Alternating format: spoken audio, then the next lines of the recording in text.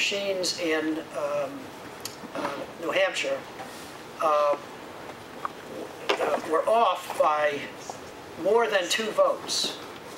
The number of counts that were off by machine that were off by more than 2 votes exceeded the number of hand counts that were off by 2 votes by about 10 to 1. And those that violated by more than 1 vote, machines that miscounted by more than 1 vote, exceeded the hand counts that were off by 1 vote about 4 to 1. So clearly, if we have a constitutional right, and the Supreme Court has said so many times, that we have a right not only to count, to vote, but to know that our votes are being accurately counted, then you want to decertify those machines and not use machines anywhere else in the country for the rest of this, electoral cycle. And that's what basically this report says. We've had reports about, until now, we've had reports from MIT and Caltech and Princeton and Southern California, scientists, engineers taking a machine or two and investigating to see how susceptible they were to rigging and hacking and whatnot. But this is, thanks to Albert, this is the first statewide, real live test that we've had the opportunity to check the performance of these machines versus hand counting. So this is Albert Howard. Albert.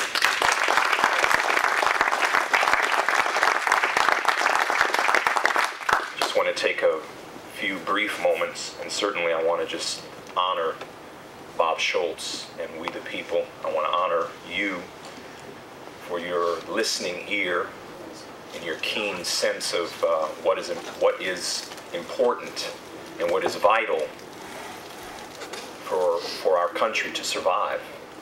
And I certainly have, in the past 4 to 5 to 6 weeks, I have really stood back and learned so much from Bob Schultz. It's important, I was told once, it's more important to listen. You don't learn anything by talking, but listening to this man, I've learned so much. It's just been something deep within inside me that said, just listen to what he has to say. And he's a very sensitive man spiritually. We've had very intimate times together, he and his, in the video, the cameraman, and just dinner. But I will say this, this recount would not have taken place without prayer and fasting. Bob and I have had a conversation about this, and I want you to listen to the spirit of that. I'm not going to have to explain that. I think you're going to catch that. But why am I the first African American to receive a New Hampshire primary recount and to submit an official petition of appeal to the New Hampshire Ballot Law Commission? I don't know.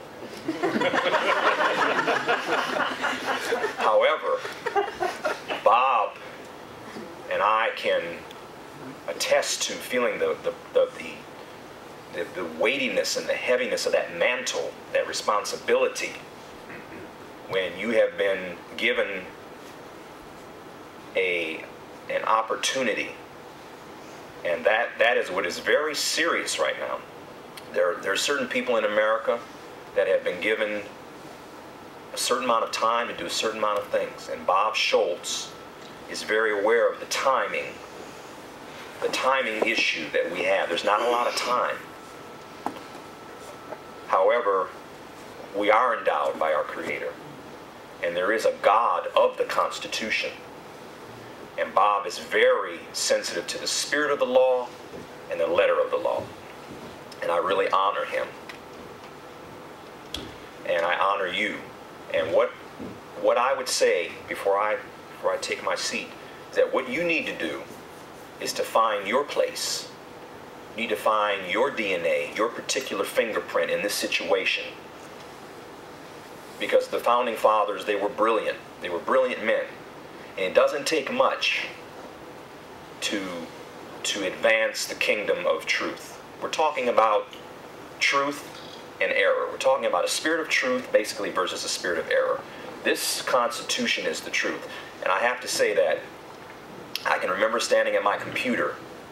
I can remember when I made the decision in my spirit to run for president.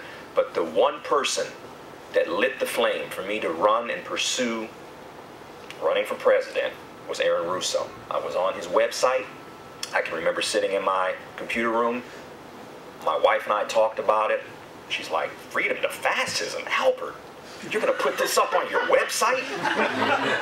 And my wife and I went back and forth, but she, to this day, she has been made very familiar with what's going on. We've all learned.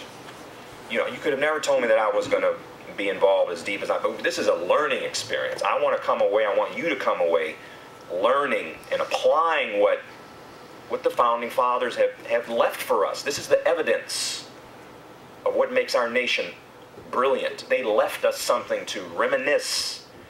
However, we cannot be effective if we don't take action. We must take action. We, the people, must take action. And that's really all I have to say. If you have questions, I don't know if you know, this is Bob's platform. I'm honored to be here, but if you have any questions, I mean, it's pretty obvious what happened, but you know, it doesn't end here. You know, this is, you know, the recount, for whatever reason, Bob and I know this state of New Hampshire battled us. I mean, we saw fangs and things come out. I mean, we saw personalities and things with people, and this man, he's so brilliant. I've never seen a man that can interact with the Secretary of State. When Bob would walk in the room, and this is very serious, because I observed, you know, there are many of these observers were here as well. I see many of your faces, and I salute you, because you know what we went through. However, I want to say that the diplomacy, the Constitution has so much love. The motivation behind these men and what they did was love. And at the end of the day, we had a representative of love that stood up and interacted with the Secretary of State and showed love. You know, we love you. I want the state of New Hampshire and Massachusetts to know we love you, but we haven't forgotten our Constitution. This is at the end of the day, it boils down to, you know, we can't be responsible for what other people know or don't know about the Constitution, but there's a saying, once it enters your ear and you see it, once you hear it, you've made yourself responsible. The Constitution is like a vehicle. It's a car, but there are wheels on that vehicle, and that vehicle does not have the four wheels moving forward, then the Constitution is stagnant. Of course, there is movement.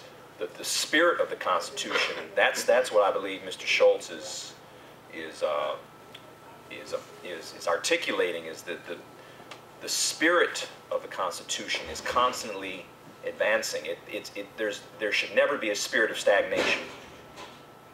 So to answer your question, this must advance, and it will advance. The thing about what Mr. Schultz has attached himself to, and he and I have talked, he said that he, if I'm mistaken, you correct me, at 40 years old, you got the call to advance. No more stagnation. But my whole point is that there comes, again, and this is something that is between Mr. Schultz and his creator and my creator. There comes a time where you have to connect with your creator and ask him, are my wheels ready to advance? Am I equipped to do what you have created me to do? And this is what I had to ask myself.